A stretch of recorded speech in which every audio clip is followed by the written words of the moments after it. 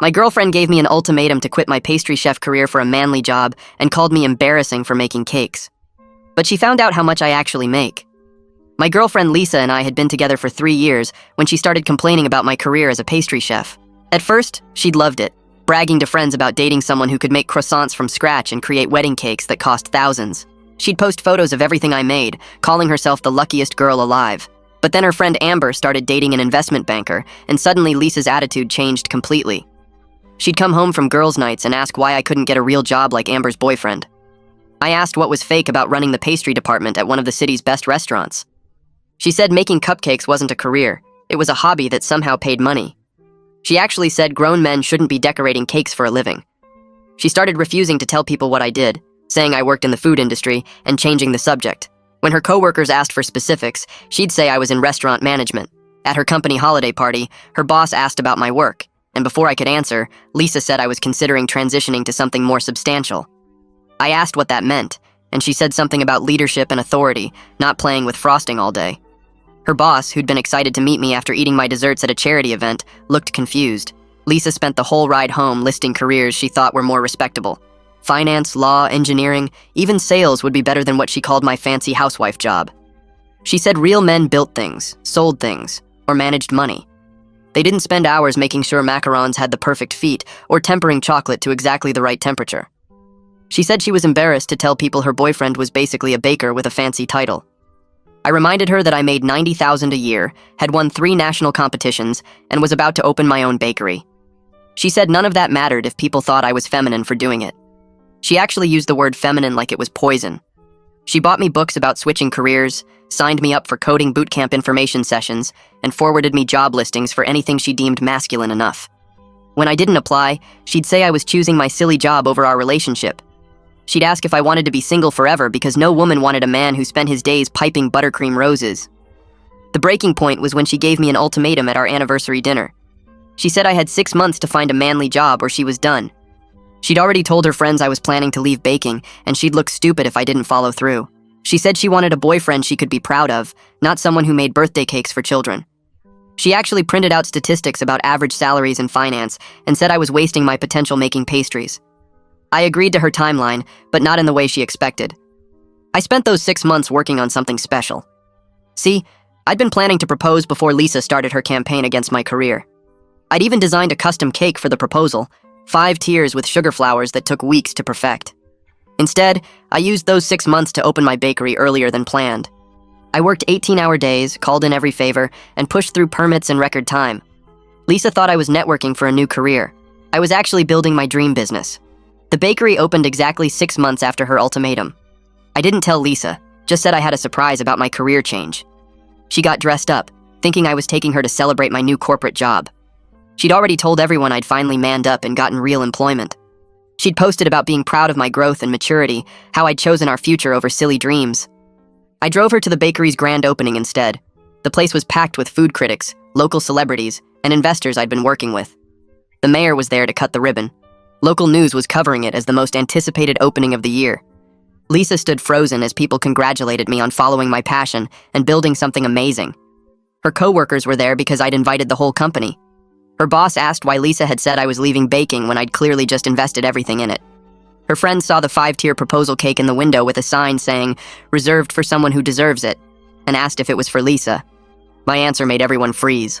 I told them the cake was for Lisa, back when she wanted a boyfriend who made art with sugar instead of one who pushed papers in an office. The bakery went dead silent. Every conversation stopped mid-sentence. Lisa's face went white like someone had drained all the blood out of it. Her mouth opened, but nothing came out. I watched her friends look at each other with these confused expressions, trying to figure out what just happened. Her coworker Sarah actually took a step back. The proposal cake sat in the window behind me, 5 perfect tiers with sugar flowers I'd spent 3 weeks making, and everyone could see it now for what it was. A monument to what could have been if Lisa hadn't decided my career was embarrassing. Brock Wheeler turned to Lisa with his eyebrows all scrunched together. He asked why she'd told everyone at the office I was leaving the restaurant business when I'd clearly just opened my own place.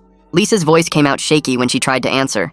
She said something about misunderstanding my plans, about how things got confused, but her hands were shaking and she kept looking at the floor. 3 of her coworkers were standing right there, and I saw them exchange these looks. The kind of looks people give when they're realizing someone's been lying to them. One woman actually crossed her arms and stepped away from Lisa. Another one whispered something to the person next to her. Lisa's whole story was falling apart in front of everyone she worked with. Lisa grabbed my arm hard enough that her nails dug into my skin. She pulled me toward the corner, her voice desperate and too loud. She kept saying we needed to talk privately, that this was all a huge misunderstanding. I pulled my hand away gently but firmly. I told her there wasn't anything to misunderstand. She'd given me 6 months to pick between my career and our relationship. I picked my career. Her eyes got really wide and wet. She opened her mouth to argue, but I was already turning away. People were staring at us now. The whole grand opening had turned into a spectacle, and not the good kind I'd planned. Zoe Peacock appeared next to me with her camera guy right behind her. She had that look reporters get when they smell a story that's bigger than what they came for. She asked if I wanted to comment on what was happening with my personal life. I shook my head and smiled in that polite way you do when you want someone to go away. I redirected her to the bakery instead. Told her about the menu we'd developed, the team I'd hired, the local suppliers we were using. My voice stayed calm and professional, even though my heart was beating. So hard I could feel it in my throat. The camera was still rolling. Lisa was crying in the corner. And I was talking about butter percentages and croissant dough like everything was normal. Natalie grabbed my elbow and pulled me through the kitchen doors. The noise from the main room got muffled as the door swung shut. She looked at me with real concern in her eyes and asked if I was okay. Her voice was soft. She'd watched me work 18-hour days for 6 months. Knew I'd been keeping this whole thing secret from Lisa. I leaned against the stainless steel counter and admitted I felt vindicated, but also kind of empty. I'd been building toward this moment for half a year, imagining Lisa's face when she realized what I'd done. Now that it was happening, it felt hollow somehow, like winning a fight that didn't need to happen in the first place. Natalie squeezed my shoulder but didn't say anything. Sometimes there's nothing to say. Back in the main room, I could hear raised voices. I pushed through the kitchen doors to find Alicia Solis standing in front of Lisa near the dessert display. Alicia's voice carried across the whole bakery.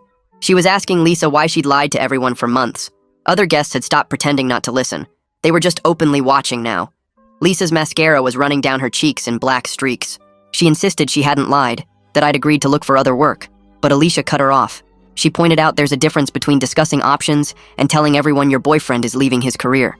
Lisa's other friends had gathered around and none of them looked supportive. They looked angry and embarrassed. Mateo Santos was standing on a chair near the front window when I came back out. He had a champagne glass in his hand, and people were turning to listen to him. He started talking about the bakery's potential, about how rare it was to find someone with both technical skill and artistic vision. He said something about integrity and following your passion even when people doubt you. His words felt pointed, like he was making a statement about what just happened with Lisa. I felt grateful for his support. Then I noticed Lisa standing in the doorway, tears still streaming down her face, watching Mateo praise everything she'd told me to give up. She looked broken in a way that made my chest hurt despite everything. Raymond Hickman, the mayor, cut the ribbon with these huge ceremonial scissors. Cameras flashed. People clapped. I stood next to him and smiled for the photos, trying to focus on this professional achievement instead of my relationship exploding 10 feet away. The doors opened, and customers started flooding in. They crowded around the display cases, pointing at the pastries and asking questions. A woman took a bite of a raspberry macaron, and her eyes went wide. She told her friend it was the best thing she'd ever tasted. Another customer was taking photos of the chocolate eclairs. Their excitement reminded me why I'd fought so hard for this. This was what mattered. Not Lisa's opinions about masculine careers, not her friend's judgment, just the work itself and people appreciating it. Lisa appeared next to me during a brief, quiet moment. Her makeup was completely ruined. Her voice cracked when she asked if we could please go somewhere private to talk. She said we needed to work this out. I looked at her and felt tired more than angry. I told her we could talk tomorrow when we'd both calm down. But tonight was about the bakery, about the team who'd helped build this place. It wasn't about us or what we'd lost. She started to argue, but I was already walking away. I had customers to greet, critics to talk to, a business to run. Our relationship was over, and I needed to focus on what came next. Haley Tran found me near the kitchen entrance. She's the most important food critic in the city, and her reviews can make or break a restaurant. She told me the pastries were exceptional, said she was impressed by the technical skill and artistic vision on display. Her professional validation hit me harder than I expected. My personal life was falling apart, but the work was good. Really good. I thanked her and tried to keep my voice steady. She smiled and said she'd be writing a feature about the opening. Then she walked away to sample more desserts, and I stood there feeling like maybe I'd made the right choice after all. Lisa pushed through the crowd toward the exit with Alicia following close behind, her hand pressed against her mouth like she was trying to hold back more than just sobs. I watched them disappear into the street and felt something twist inside my chest that wasn't quite the victory I'd been imagining for 6 months. 3 years of memories didn't just vanish because the last 6 months were terrible. I remembered the Lisa who used to wait up for me after late shifts, who'd taste test experimental flavors and give honest feedback, who genuinely seemed proud of what I created before Amber and Nathan changed everything. Seeing her shoulders shake like that, knowing I'd orchestrated this public breakdown, made me feel sick even though I knew she'd earned every bit of this humiliation. The satisfaction I'd expected felt hollow and complicated, like winning a game nobody should have been playing in the first place. A customer approached asking about the raspberry tarts in the display case, and I forced myself back into professional mode. The bakery was still packed with people who wanted to celebrate this opening, and I couldn't let my messy personal life ruin what should have been a perfect night. More food critics circulated through the space, taking notes and sampling different pastries. 2 investors I'd been courting for months cornered me near the kitchen to discuss expansion possibilities, talking about opening a second location within the year if the first 6 months went well. Mateo joined the conversation and mentioned he'd already identified 3 potential properties in neighboring districts that would be perfect for satellite shops. The business talk grounded me, reminded me this was about more than revenge against Lisa. Natalie appeared at my elbow with a tray of fresh cream puffs, her movements efficient and confident as she navigated the crowd. She'd been working 18-hour days alongside me for the past 3 months, perfecting recipes and training the rest of the kitchen staff. Watching her handle the dinner rush without breaking a sweat made me realize how much this success belonged to the whole team, not just my wounded pride and need to prove Lisa wrong. These people believed in the vision when it was just sketches and business plans. They'd earned this triumph as much as I had. The evening stretched on with more customers flowing through the doors, more compliments on the pastries, more professional connections being made. A woman from the Culinary Institute asked if I'd consider teaching a masterclass on sugar work next semester. A magazine editor wanted to feature the bakery in their summer issue. 2 separate wedding planners requested consultations for custom cakes. The professional validation felt real and earned in a way that had nothing to do with Lisa or her opinions about masculine careers. I moved through conversations on autopilot, part of my brain still processing the image of Lisa's destroyed face as she'd fled into the night. The other part was fully present, grateful for every person who'd shown up to support this dream I'd fought so hard to build. The staff started closing procedures around 11, and I helped break down the display cases and wipe down counters alongside everyone else. Max opened champagne bottles he'd stashed in the walk-in cooler, and we gathered in the kitchen for an impromptu celebration. The pastry chefs and front-of-house staff were laughing and recounting moments from the evening, their joy uncomplicated by the emotional baggage weighing me down. Max raised his glass and gave a toast about following your passion even when people doubt you, about having the courage to build something meaningful instead of taking the safe path. His words felt pointed, like he was making a statement about what had happened with Lisa earlier. I wondered how much of the drama everyone had witnessed, whether they'd all seen her breakdown or just heard about it secondhand. Natalie caught my eye across the kitchen and gave me a small smile that felt understanding rather than pitying. She'd listened to me vent about Lisa's ultimatum enough times to know exactly what tonight represented beyond the professional achievement. I drove home alone to my new apartment, the one I'd rented 3 months ago when sharing space with Lisa became impossible. She'd been so convinced I was job hunting that she never questioned why I was suddenly working late every night or why I needed my own place to focus on career transition planning. The lies had been easy because she'd wanted so badly to believe I was finally becoming the person she thought I should be. My car sat in the parking garage with the engine off for 20 minutes while I tried to process everything that had just happened. The grand opening had been perfect from a business perspective, everything I'd hoped for professionally. But the personal cost felt heavier than I'd expected, watching someone I'd loved for 3 years completely fall apart in public. I'd wanted her to see what she'd almost made me give up, wanted her to feel embarrassed about her campaign against my career. Mission accomplished, I guess. But sitting alone in the dark, I couldn't shake the image of her face when she realized I'd been planning this the whole time she thought I was becoming someone different. My phone started buzzing before I'd even made it upstairs to the apartment. Lisa's name lit up the screen over and over, texts coming in rapid succession. The first few were angry, accusing me of deliberately humiliating her in front of everyone she knew. Then they shifted to desperate pleas asking why I'd done this, how I could be so cruel. Didn't our 3 years together mean anything? She wanted to know when I'd started planning the bakery, whether I'd been lying to her the whole 6 months, if I'd ever actually considered changing careers, or if it had all been an elaborate setup for revenge. More texts flooded in asking me to call her, to at least give her a chance to explain her side, to understand that she'd only wanted what was best for both of us. I read them all without responding, needing space to sort through my own feelings before I could handle hers. Around 2 in the morning, I finally silenced my phone after the 17th text and managed to fall asleep on the couch still wearing my dress shirt from the opening. Morning light woke me up around 7, and I immediately checked my phone out of habit. 17 messages from Lisa overnight, but also several emails from food critics who'd attended the opening. Haley Tran's review was already published online, and I read it 3 times to make sure I wasn't imagining the glowing praise. She called the bakery a game changer for the city's dessert scene, praised the technical skill and artistic vision on display, and specifically mentioned the salted caramel eclairs as the best she'd tasted in a decade. The professional success felt real and earned, completely separate from the revenge element that had motivated my timeline. I'd opened the bakery 6 months early just to prove Lisa wrong, but the work itself was good enough to stand on its own merit. Reading Haley's review, I started to feel genuinely proud rather than just vindicated. This wasn't just about showing Lisa she'd been wrong. It was about building something meaningful that would outlast our failed relationship. 3 days later, I met Lisa for coffee at a neutral cafe neither of us had been to before. She looked exhausted and defeated in a way I'd never seen. Her eyes red and puffy like she'd been crying for 72 hours straight. She'd texted asking if we could talk in person, promising she wouldn't make a scene or try to change my mind about anything. I agreed because we needed some kind of closure, even if that closure was just confirming the relationship was definitely over. She apologized immediately, words tumbling out about how she'd pressured me to change careers and how wrong that had been. She admitted she'd let her insecurity about Amber's relationship poison what we had, that seeing Amber with Nathan had made her question whether she'd chosen the right partner. Her apology felt more about her guilt than genuine understanding of what she'd done, more about making herself feel better than acknowledging the real damage she'd caused.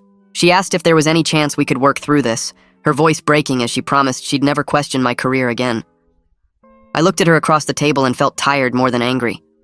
I told her the problem wasn't just about my job, though that was part of it. The real issue was her willingness to prioritize others' opinions over my happiness and our relationship, to care more about what her friends thought than about who I actually was. That broke something fundamental between us that I didn't think could be repaired, not with promises or apologies or time. She'd spent 6 months systematically trying to change me into someone different, someone more acceptable to her social circle. That kind of sustained campaign wasn't a mistake or a momentary lapse in judgment. It was a pattern that showed me who she became when she felt socially inadequate. Lisa started crying harder, saying she knew she'd messed up but insisting that people make mistakes and deserve second chances. I agreed that people deserve chances, but 6 months of sustained pressure and public humiliation wasn't a mistake. It was a deliberate pattern of behavior that revealed something about her character I couldn't ignore. She'd lied to her friends, her co-workers, her boss about my plans because she was ashamed of what I actually did for a living. She'd called my career feminine like it was an insult, dismissed my national competition wins as meaningless, and given me an ultimatum that forced me to choose between my identity and our relationship. Those weren't mistakes. They were choices she'd made repeatedly over half a year, and they showed me exactly who she becomes when she feels socially inadequate compared to her friends. We ended the conversation with painful finality, both of us knowing there was no path forward together. Lisa asked if she could at least tell people we ended things mutually, rather than admitting she'd driven me away with her campaign against my career. I told her she could say whatever she needed to say to protect her image. I was done managing her reputation, or protecting her from the consequences of her choices. She'd spent 6 months caring more about what other people thought than about our relationship. Now she could deal with whatever those people thought about why we'd broken up. I left the coffee shop feeling lighter somehow, like I'd finally set down a weight I'd been carrying since the anniversary dinner ultimatum. The bakery success felt more purely mine now, motivated by genuine passion rather than spite. Lisa's opinion didn't matter anymore, and that freedom felt better than any revenge could have.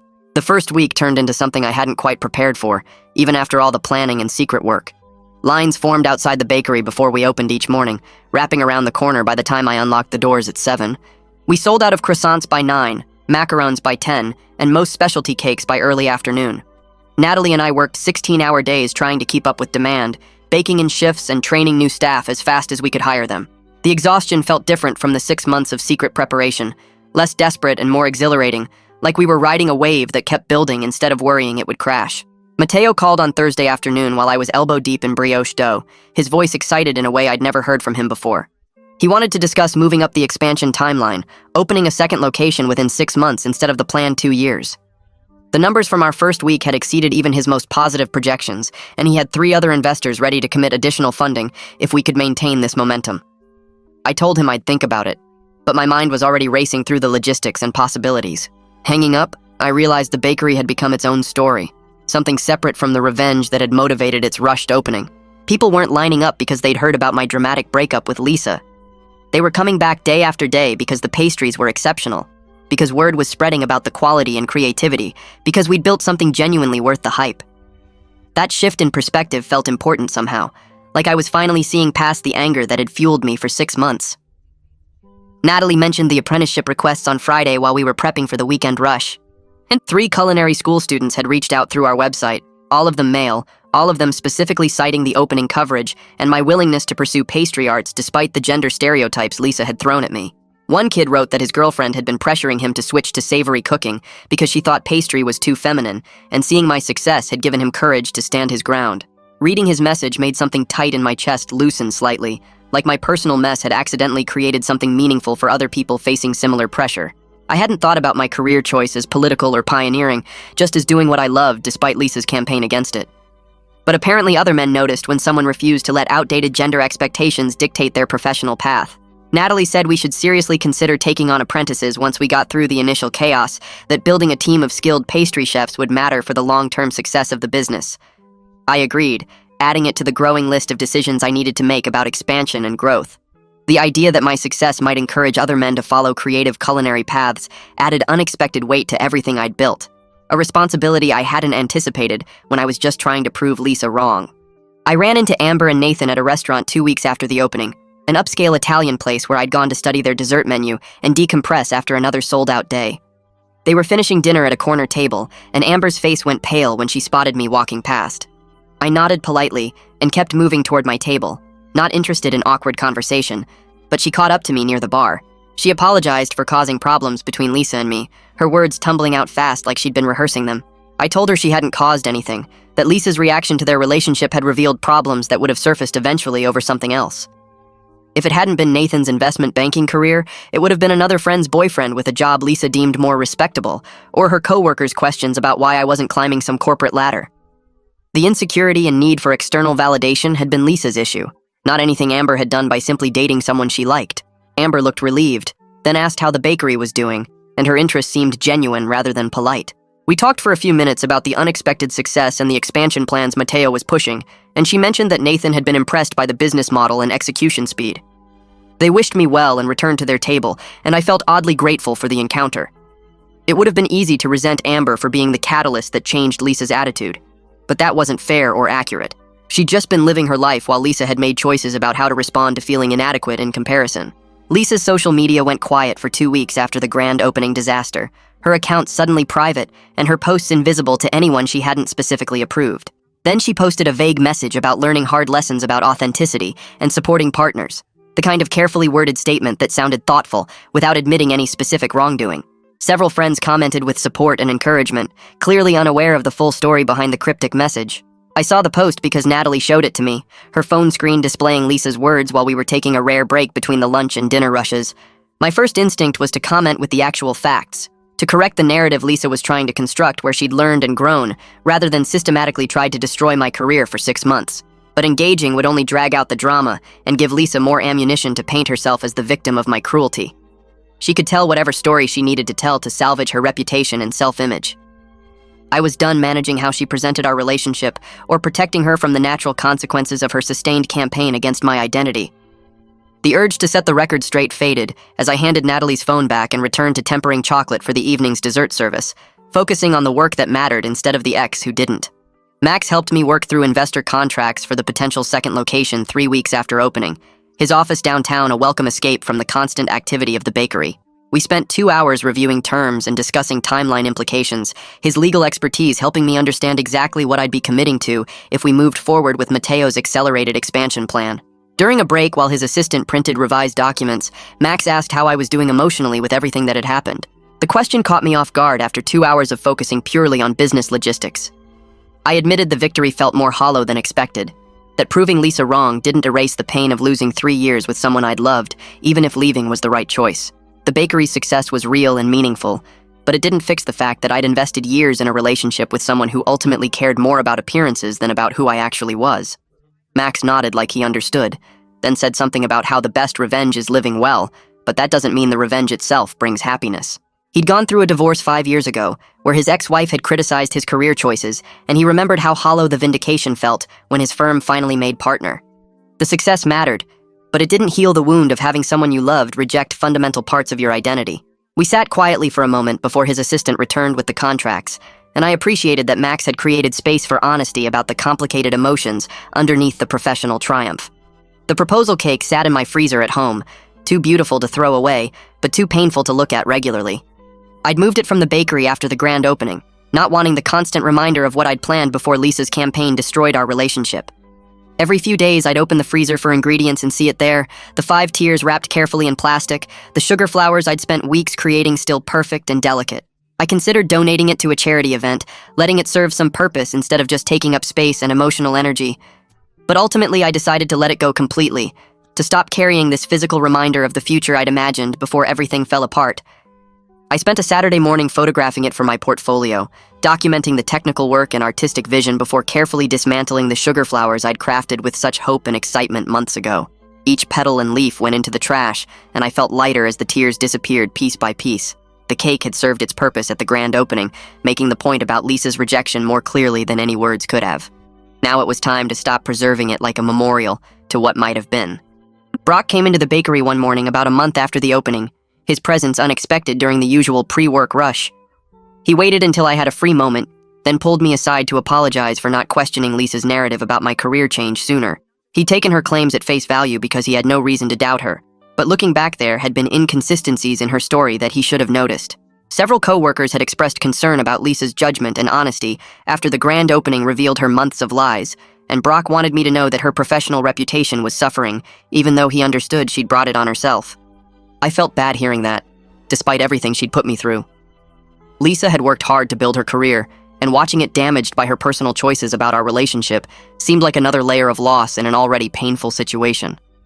I told Brock I appreciated him coming by, but that I didn't want Lisa's career destroyed over our failed relationship, that the public humiliation at the opening had been enough consequence. He nodded and said he wasn't trying to pile on, just wanted me to understand that people had noticed her dishonesty and were reassessing their trust in her judgment. We left it there, and he bought a dozen croissants before heading to his office. The interaction strange, but somehow necessary for both of us. I focused on developing new menu items and training staff, channeling the complicated emotions about Lisa and the breakup into creative work. Natalie noticed I was working the same exhausting hours I'd maintained during the secret planning phase, arriving before dawn and staying past closing most nights. She gently suggested I needed to find balance now that I wasn't running on revenge-fueled adrenaline, that the bakery's success was established enough that I could step back slightly without everything falling apart. Her concern was valid, but hard to accept when throwing myself into work felt like the only way to avoid processing the emotional mess underneath the professional triumph. I promised to think about it, to consider hiring another senior pastry chef who could share the workload and give me actual days off. The truth was, I didn't know what to do with myself outside the bakery, didn't have hobbies or friends I'd maintained during the months of obsessive planning and execution. My entire life had become about proving Lisa wrong and building this business, and now that both goals were achieved, I felt strangely lost about what came next. 3 weeks after the opening, I attended an industry event, a networking mixer for local restaurant owners and chefs that I'd normally have skipped as tedious obligation. But Mateo insisted it would be good for business connections, and I forced myself to go despite preferring to be in the kitchen. Something shifted during the conversations, though. A realization that I was genuinely enjoying discussions about technique and trends rather than mentally preparing for confrontation or defending my career choices. I talked with other chefs about lamination methods and flavor combinations, debated the merits of different chocolate suppliers, and shared ideas about seasonal menu development without any of the defensiveness that had colored my professional interactions for months. The shift from defensive to confident felt significant, like I was finally living my success rather than wielding it as a weapon against Lisa's criticism. One chef mentioned he'd been following the bakery's opening coverage and asked what inspired the timing, and I gave him the honest answer about personal circumstances creating urgency without going into the full drama. He nodded knowingly and said sometimes the best things come from difficult situations, pushing us to take risks we'd otherwise avoid. Walking to my car after the event, I felt more like myself than I had since before Lisa's attitude changed, more connected to the passion that had drawn me to pastry arts in the first place rather than just the anger that had fueled the bakery's creation. Lisa reached out one more time 4 weeks after the opening, a text message asking if we could have a closure dinner to properly end things. I stared at my phone for several minutes, debating whether more conversation would help or just reopen wounds that were starting to heal. Curiosity won out, a need to know if enough time had passed for real honesty without the immediate rawness of the grand opening confrontation. I agreed, and we met at a neutral restaurant neither of us had painful memories attached to, a quiet bistro across town that served decent food without being anywhere we'd celebrated anniversaries or fought about my career. Lisa looked different somehow, tired but more settled than the devastated person who'd left the bakery opening in tears. We ordered food neither of us really wanted, and started the difficult work of trying to end 3 years together with something resembling grace and mutual understanding. Lisa picked at her salad while I moved food around my plate, neither of us actually eating much of anything. The restaurant felt too quiet despite other diners' conversations around us, like we existed in our own bubble of uncomfortable silence. She finally looked up, and her eyes were red from crying earlier, and she started talking about how everything got twisted after Amber started dating Nathan. She admitted she felt small and unimportant when Amber would talk about fancy dinners and business trips and expensive gifts, and she started measuring our relationship against theirs without even realizing it. She said watching Amber's life made her question everything about her own choices, including me, and she knew that was wrong but couldn't stop comparing. I told her I understood feeling inadequate sometimes, but pointed out that her solution was trying to change who I fundamentally was instead of dealing with her own feelings. She nodded and said she knew that now, that therapy was already helping her see how she projected her insecurities onto my career instead of addressing them directly. I admitted that my secret planning wasn't just about protecting my dream, but also about hurting her back for all the months she hurt me, and that wasn't entirely fair either. The revenge element felt good in the moment, but left me feeling hollow afterward, like I'd won a battle but lost something important in the process. We sat there acknowledging how we both messed up in different ways, how the relationship failed because of choices we both made, rather than one person being completely at fault.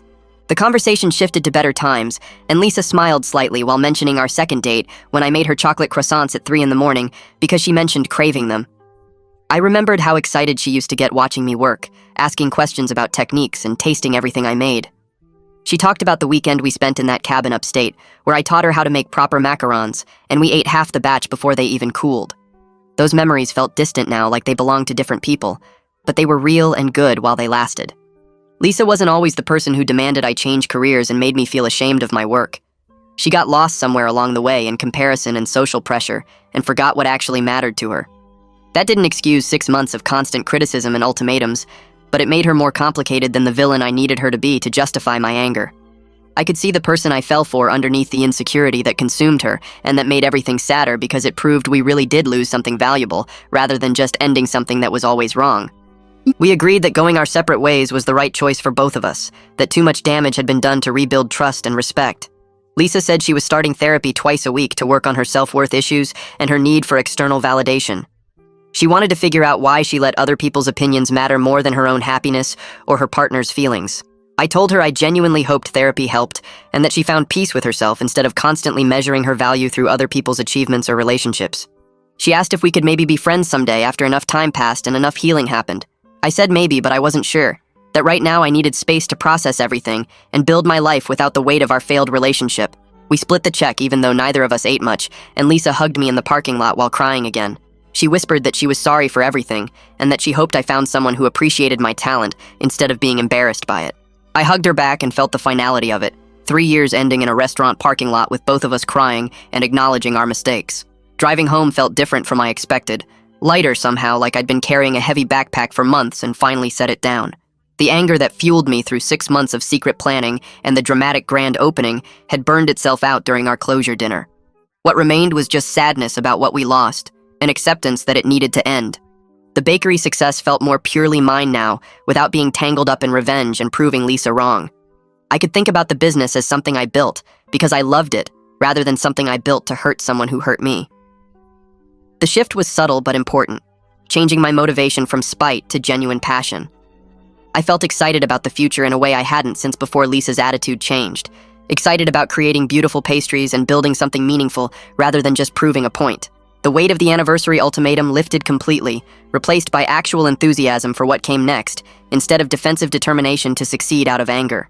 Mateo called 2 days later, asking me to meet him at a property across town, and I drove over curious about what he wanted to show me. The space was smaller than the original bakery, but had huge windows and exposed brick walls that would photograph beautifully. He explained that the landlord was offering a great deal for a 2-year lease, and the neighborhood was rapidly developing with young professionals moving in. We walked through the empty space while Mateo pointed out where equipment could go and how the layout could work for a cafe-style operation. I felt my heart racing looking at the potential, imagining a second location that could reach new customers and employ more staff. Mateo pulled out papers from his briefcase and explained that he and the other investors wanted to move forward with expansion faster than originally planned. The first location's success exceeded all projections, and they believed the concept could support multiple sites. I stared at the contracts, feeling thrilled and terrified in equal measure, realizing this was real growth that would change everything about how I operated. We sat at a makeshift table made of sawhorses and plywood, and I signed the papers while Mateo grinned and shook my hand. He said he believed in my vision and my ability to execute it, that the first bakery proved I could deliver on promises. Walking out of that empty space that would soon become my second location felt surreal, like I was building something bigger than I ever imagined possible. The expansion meant I needed more staff immediately, and I spent 2 weeks interviewing pastry chefs to handle increased demand at both locations. I hired 2 talented professionals who shared my commitment to quality and attention to detail. One had trained in Paris and specialized in French pastries, and the other came from a high-end hotel background with experience managing large volume production. Training them reminded me why I loved this work in the first place, teaching someone the precise temperature for tempering chocolate or how to achieve the perfect lamination in croissant dough. Watching them create beautiful pastries under my guidance gave me the same satisfaction I felt when I first learned these techniques myself. The precision required for pastry work, the way tiny adjustments in temperature or timing could make or break a recipe, the creativity involved in developing new flavors and presentations, all of it felt meaningful again without the shadow of Lisa's criticism. I spent hours in the kitchen with my new hires perfecting recipes and developing systems for consistency across locations. Their enthusiasm and respect for the craft validated everything I'd fought to protect, proving that serious professionals took this work as seriously as any other career. A culinary magazine reached out asking to interview me about being a male pastry chef in a field often seen as feminine, and I agreed despite feeling nervous about discussing personal topics publicly. The interviewer asked thoughtful questions about gender stereotypes in culinary arts and pressure to pursue traditionally masculine careers. I talked honestly about Lisa's campaign against my work and how she called it embarrassing and feminine, like those were bad things. I explained the 6-month ultimatum and my decision to open the bakery instead of changing careers to satisfy someone else's expectations. The interviewer asked what I'd say to other men facing similar pressure to abandon creative or nurturing professions.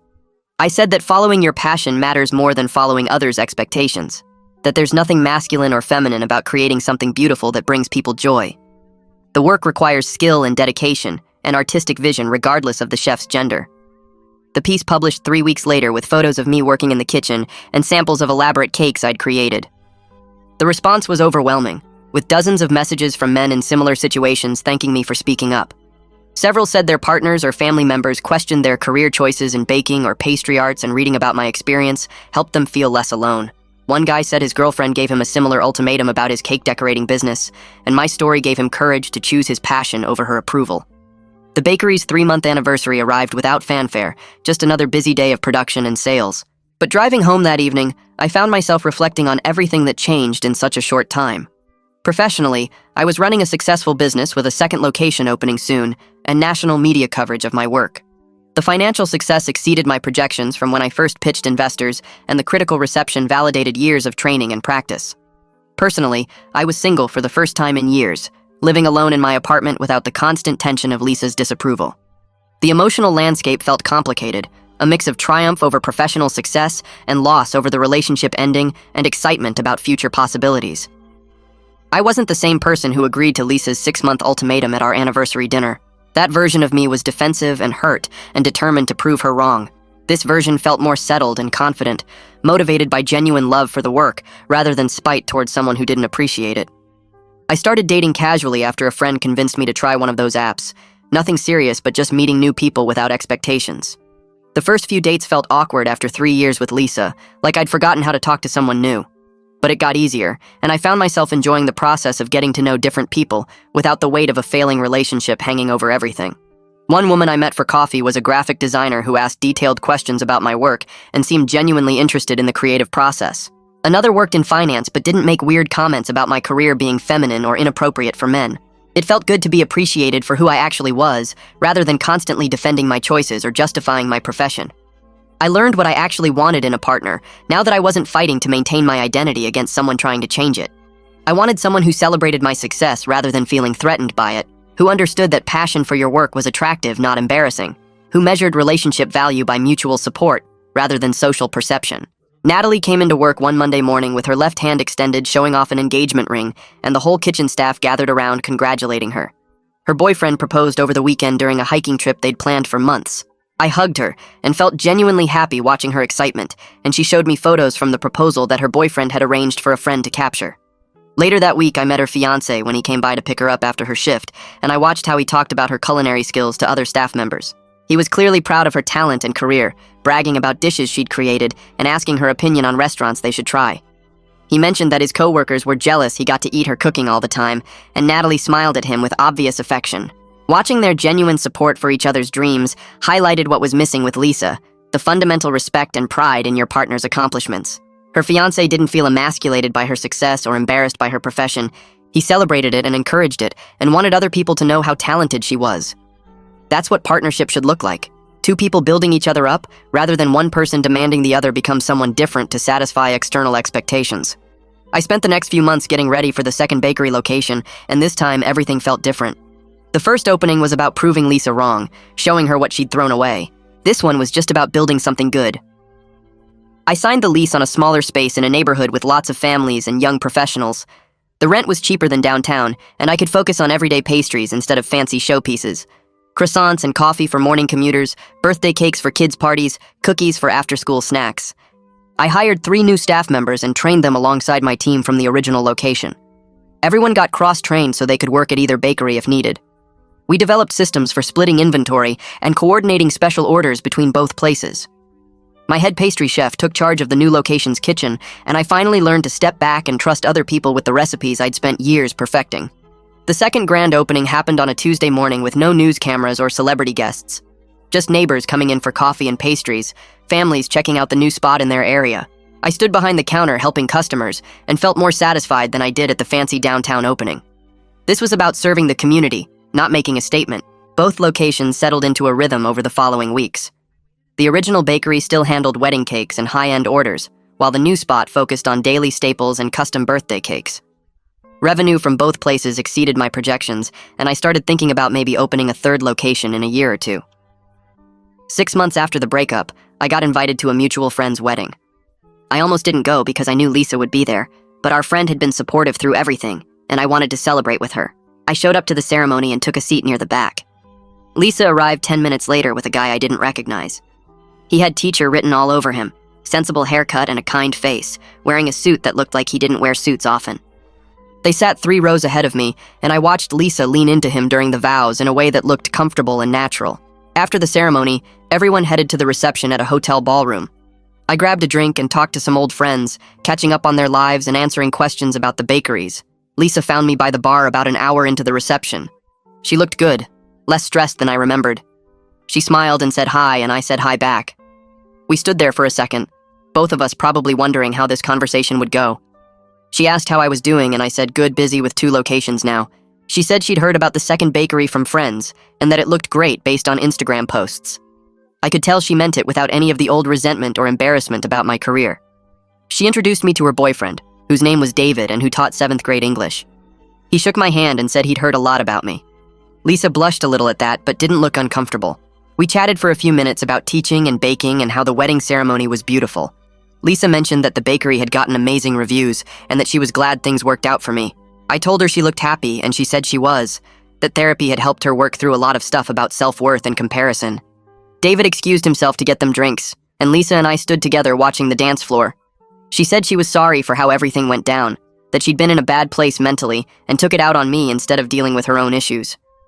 I told her I appreciated the apology and that I was sorry too for the way I handled the grand opening, that it was cruel even if I felt justified at the time.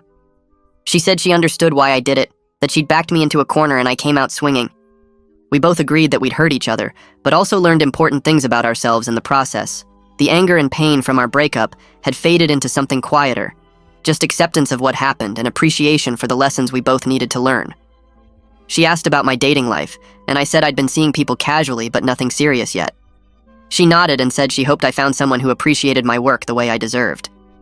The DJ announced that dinner was served and everyone moved toward their assigned tables. Lisa and I ended up at different tables on opposite sides of the room. During dinner, the wedding cake got wheeled out for display before dessert service. It was from a competitor bakery in town, a decent 3-tier design with buttercream flowers. Lisa caught my eye from across the room and mouthed that mine would have been better. I laughed and shrugged like, what can you do? After dinner, Lisa stopped by my table on her way to the bathroom. She joked that the cake was fine but not up to my standards, and I said every bakery had their own style. We both laughed, and it felt good to share a light moment about something that used to cause so much pain between us. The fact that we could joke about wedding cakes and pastry work proved we'd both healed enough to find humor in the past instead of just hurt. David came over and put his arm around Lisa's waist, and they headed back to their table together.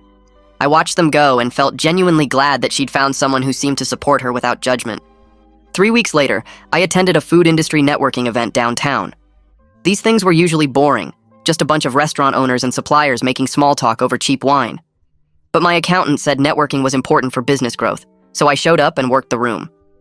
I was talking to a produce supplier about seasonal fruit options when someone tapped my shoulder. I turned around to find a woman about my age with flour still visible on her shirt collar. She apologized for interrupting and said she'd wanted to meet me since reading about my bakeries in the local food magazine. Her name was Jordan, and she ran the kitchen at an upscale restaurant across town. We started talking about the challenges of pastry work and the demands of running a kitchen. She understood the long hours and the obsession with getting techniques exactly right. We talked for almost an hour about different approaches to laminating dough and the best chocolate suppliers and whether European butter was worth the extra cost. It felt easy and natural, sharing professional excitement with someone who got it without needing convincing. Before the event ended, Jordan asked if I wanted to grab coffee sometime and talk more about the industry. I said yes, and we exchanged numbers. Our coffee date turned into dinner, which turned into regular weekend plans. Jordan would come by the bakery after her restaurant shifts ended, and we'd test new flavor combinations in my kitchen. She offered thoughtful feedback on my pastries, suggesting a little less sugar here or a different spice blend there. I visited her restaurant and watched her run her kitchen with the same intensity I brought to baking. We'd compare notes about difficult customers and unreliable suppliers and the satisfaction of creating something people genuinely loved. Dating someone who understood the culinary world felt completely different from my relationship with Lisa. Jordan never questioned whether my career was masculine enough or worried about what her friends thought. She bragged about my work to her colleagues and brought their restaurant staff to my bakery for team outings. When I talked about new menu ideas or expansion plans, she engaged with genuine interest instead of barely hidden embarrassment. The ease of being with someone who celebrated my success, rather than feeling threatened by it, felt almost strange after years of defending my choices. 4 months into dating Jordan, the local Chamber of Commerce announced their annual business awards. The bakery got nominated for Best New Establishment, competing against a craft brewery and a boutique fitness studio. I didn't think much about it until they called to say we'd won. The awards ceremony was scheduled for a Friday night at the convention center. I invited my whole team from both locations, and Jordan took the night off from her restaurant to come with me. We all got dressed up and carpooled to the event together. The ceremony included dinner and speeches from various business leaders. When they announced the Best New Establishment category, I walked up on stage to accept a glass plaque and pose for photos. Standing there looking out at my staff and Jordan and all the local business owners who'd supported me, I felt genuinely grateful for how everything had unfolded. Even the painful parts with Lisa had led me to this moment, running successful bakeries and dating someone who truly understood me. The journey had been messy and complicated, but it brought me to exactly where I needed to be. 2 weeks after the awards ceremony, I got an email from a national culinary publication asking to feature me in their profile series on innovative pastry chefs. They wanted to interview me about my approach to baking and photograph both bakery locations. The writer came out the following week and spent a full day with me, watching me work and asking detailed questions about my career path. I told her about Lisa's ultimatum and my decision to choose passion over others' expectations. The writer seemed fascinated by that part of the story and asked if she could include it in the article. I agreed, figuring my experience might help other people dealing with similar pressure to abandon careers they loved. The article came out 6 weeks later with professional photos of my pastries in both bakery locations. The headline read something about following your passion despite stereotypes. They quoted me talking about the importance of doing work you love, regardless of what society says about gender and careers. The piece got shared widely on social media, and I started getting messages from other male pastry chefs thanking me for speaking up. Several culinary schools reached out about guest chef opportunities, and a few restaurants asked about consulting work to improve their dessert programs. The morning after the article published, my phone buzzed with a text from Lisa. She congratulated me on the national feature and said the article was really well done. We exchanged a few messages about how we were both doing. She said her therapy was going well and that she'd gotten a promotion at work. I told her about Jordan and the consulting opportunities coming from the article. Lisa said she was genuinely happy for me and glad we'd both found success and happiness in our separate lives. The conversation felt friendly and warm, completely different from the angry texts she'd sent right after the breakup. We'd both moved forward and healed enough to wish each other well without resentment. The bakery's first anniversary approached faster than I expected. I decided to host a celebration at the original location to thank everyone who'd supported the business. We planned an evening event with free samples of our best pastries and champagne for the adults. I invited regular customers, suppliers, investors, and staff from both locations. Jordan helped me coordinate the details and design a special anniversary cake. The night of the celebration, both bakery locations closed early so the whole team could attend. The original space filled with people eating pastries and sharing stories about their favorite items from our menu. I gave a short toast thanking everyone for making the bakery successful and for believing in what we were building together. The event felt joyful and uncomplicated, focused on gratitude rather than drama. Looking around at the crowd of supporters and the business I'd built, I felt genuinely content with how my life had turned out. The anniversary celebration wrapped up around midnight, and as the last guests filtered out, I stood at the center of my bakery surrounded by empty champagne bottles and half-eaten pastries. Jordan helped me stack chairs while Natalie wiped down tables, and I felt this overwhelming need to say something meaningful. I clinked a fork against a glass and waited for everyone still there to turn around. I talked about how a year ago I'd opened this place partly out of anger and partly out of desperation to prove someone wrong.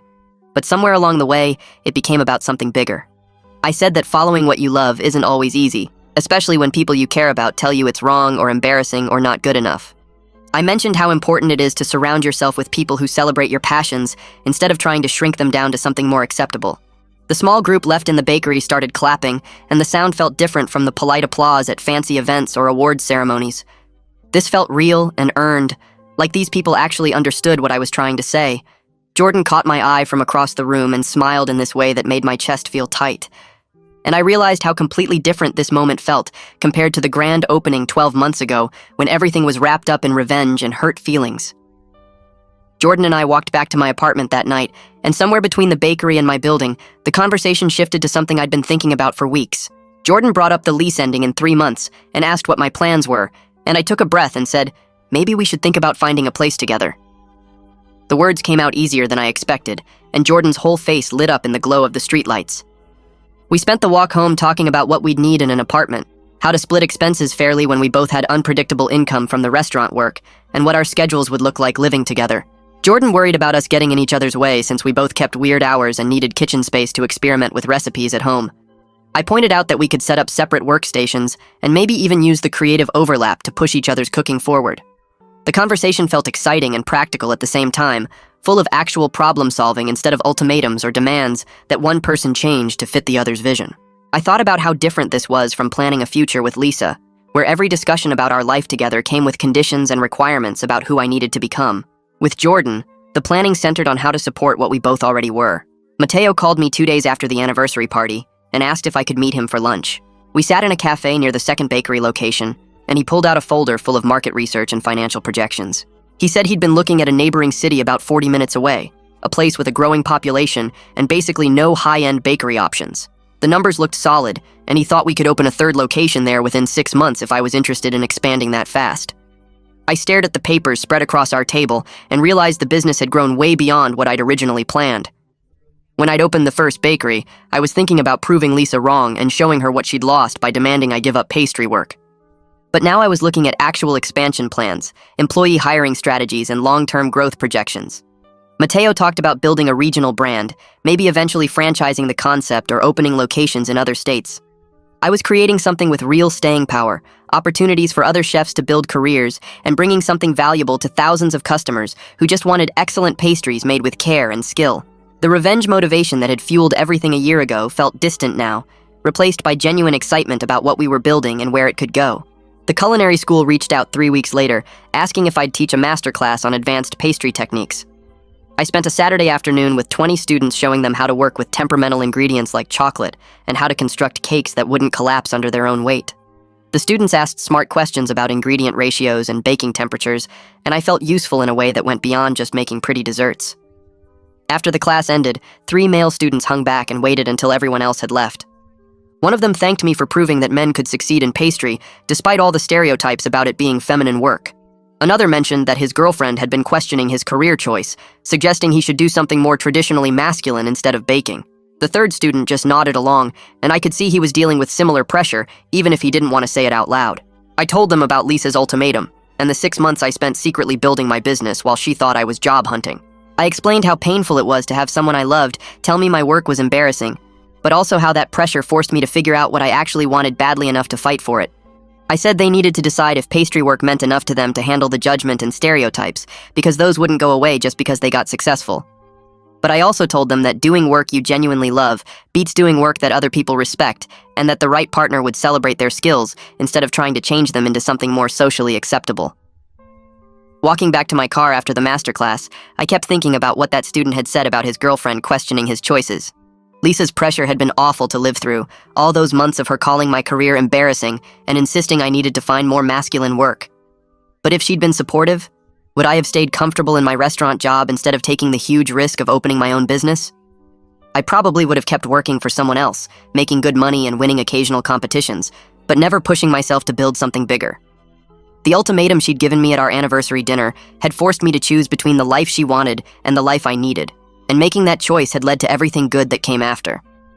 I'd built 3 bakery locations, created jobs for dozens of employees, and proven that pastry work could be both artistically fulfilling and financially successful. Without Lisa's pressure, I might never have taken that leap. I didn't regret how things ended with Lisa, not anymore. The breakup had been messy and public and painful for both of us, but it taught me something crucial about standing firm in who I actually was. For months during our relationship, I'd tried to defend my career choice and justify why making pastries mattered, like I needed her permission to keep doing the work I loved. The ultimatum had clarified everything by forcing me to choose, and choosing myself over her approval had been the right call even when it hurt. I'd learned that compromising core parts of your identity to keep someone comfortable never works long-term, because you end up resenting them for asking and resenting yourself for agreeing.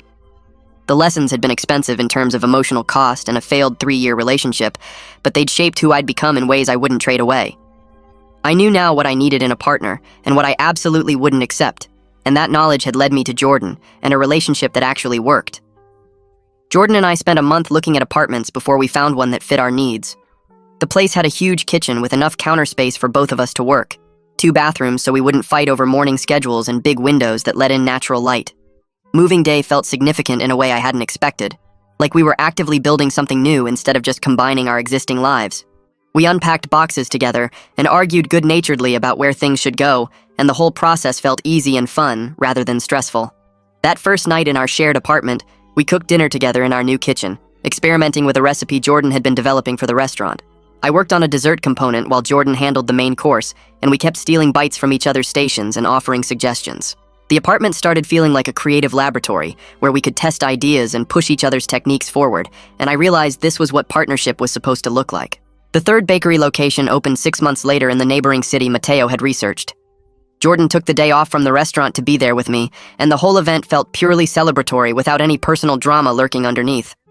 I'd invited staff from all 3 locations, investors, regular customers who'd driven 40 minutes to support the expansion, and local press covering the opening. The mayor of this new city cut the ribbon, and I gave a short speech about bringing quality pastries to communities that deserved them. Jordan stood next to me during the photos, and having a partner there who was genuinely proud of what I'd built made the success feel complete in a way the first opening never had. No ex-girlfriend showing up expecting something different, no public confrontations about career choices, just straightforward celebration of a business milestone with people who actually supported what I was doing. 2 years had passed since the grand opening confrontation with Lisa at the first bakery location. I was running 3 successful businesses now, managing a staff of 40 employees across all locations and planning potential 4th and 5th expansions with Mateo. My relationship with Jordan was solid and supportive, built on mutual respect for each other's careers and actual partnership rather than one person trying to reshape the other. I was genuinely happy with the life I'd created, and the revenge element that had started everything felt completely gone now. I didn't think about Lisa much anymore, except when something reminded me of that period, and when I did think about her, it was without anger or bitterness. She'd been wrong about my career, but her wrongness had pushed me towards something better than I'd originally planned, and I could be grateful for that while still being glad we'd gone our separate ways. I designed a new signature cake for the 3rd location's opening, a 5-tier creation even more elaborate than the proposal cake I'd made for Lisa 2 years earlier. This one featured sugar flowers in 6 different varieties, hand-painted details on every tier, and a chocolate structure that had taken me 3 weeks to perfect. But unlike that first cake that sat in the window with a sign saying it was reserved for someone who deserved it, this one wasn't attached to any person or relationship. It was pure celebration of what could be created with skill and patience and genuine love for the craft. The cake represented everything I'd built over 2 years, every early morning and late night in the kitchen, every risk taken and lesson learned, and everyone who'd helped me get here. Standing back and looking at it in the display case, I felt proud of what I'd accomplished and excited about what came next. Jordan and I stood together at the third location's ribbon-cutting ceremony 6 months after opening, and the mayor handed me the oversized scissors while cameras flashed from every direction. I cut through the red ribbon and the crowd applauded, but the real moment came when I looked at Jordan standing beside me with genuine pride on their face, not embarrassment or shame about what I did for a living. Now, we walked through the new space together after the ceremony ended, pointing out design choices and kitchen equipment to investors and food critics who'd made the trip. Mateo pulled me aside during a quiet moment and mentioned he'd already received interest from 2 more cities wanting locations, and I realized the business had grown beyond anything I'd imagined when I was secretly planning that first bakery 2 years ago. The revenge element that had fueled everything felt completely gone now, replaced by pure excitement about building something meaningful and lasting. I designed special pastries for each location that reflected the neighborhood's character, and watching customers discover flavors they'd never tried before brought satisfaction that had nothing to do with proving anyone wrong. Jordan and I announced our engagement at the third location's 1-month celebration party, and my staff cheered while Natalie immediately started asking about wedding cake plans. I told everyone I'd be designing it myself, a 7-tier creation that would represent our partnership and shared love for culinary arts. Planning a wedding with someone who celebrated my career instead of criticizing it felt like final proof that leaving Lisa had been the right choice, even when it hurt. We tasted cake flavors together in my home kitchen, debating vanilla bean versus almond, and Jordan's genuine interest in every detail made me realize how much energy I'd wasted defending myself in my previous relationship. The wedding planning process became another creative project we could share, and I sketched cake designs while Jordan planned the menu for our reception dinner. Our wedding day arrived on a perfect spring afternoon with clear skies and warm sun. I stood in the bakery's kitchen that morning putting final touches on our 7-tier cake, each layer representing something important about our relationship and journey together. The bottom tier featured sugar flowers I'd spent weeks perfecting, and the top tier had delicate chocolate work that showed how far my skills had grown since that proposal cake I'd made for Lisa. I transported the cake to the venue myself, refusing to trust anyone else with something so personal and important. The ceremony took place in a garden with our closest friends and family watching, plus staff from all 3 bakery locations and colleagues from across the culinary industry. When we cut into the cake during the reception, I felt overwhelming gratitude for the painful journey that had brought me here. Lisa's ultimatum had been meant to diminish me and force me into a life that wasn't mine, but instead, it had freed me to become fully myself and build something extraordinary. I looked around at the people celebrating with us, all of them genuinely happy about my success and supportive of my choices, and realized the best revenge hadn't been the dramatic confrontation at the grand opening. The best revenge was simply building an authentic life, doing exactly what I loved with someone who loved me for it, surrounded by people who appreciated the work and passion that went into every creation I made.